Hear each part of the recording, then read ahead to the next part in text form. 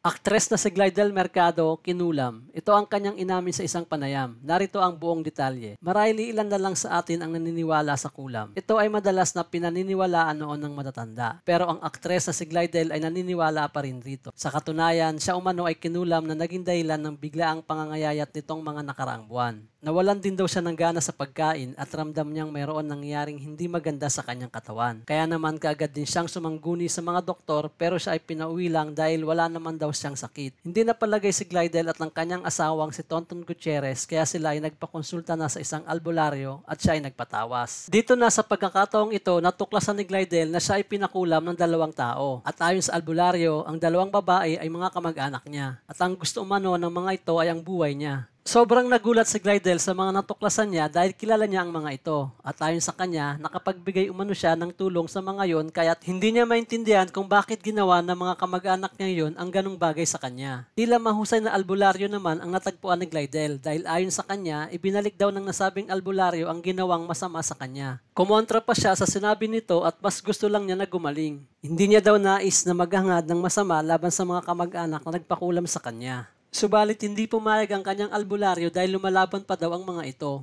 Ayon pa kay Glydel, nabalitaan niya daw na pumanaw na ang nasabing kamag-anak at inalam niya kung ano ang nangyari. At ayon sa kanya, kumain lang daw, natulog at hindi na nagising pa. Feeling relief naman ng aktres dahil at least hindi daw nahirapan. Sa ngayon ay maayos na daw ang kanyang pakiramdam at bumalik na sa dati ang kanyang gana sa pagkain at tuluyan ng gumaling.